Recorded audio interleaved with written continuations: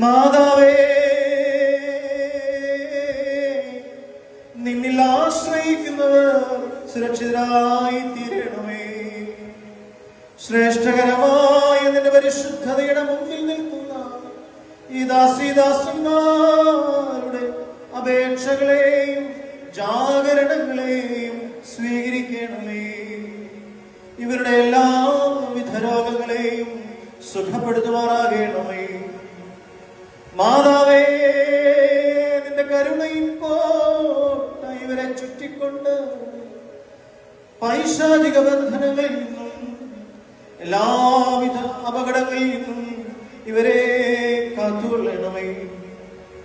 നിന്റെ വിശുദ്ധതയുടെ മറ ഇവർക്ക് അഭയസ്ഥാനമായിരിക്കണമേ. ഇവരുടെ ഭൗതികവും ആത്മീയവുമായ ജീവിതത്തിൽ ഇവർ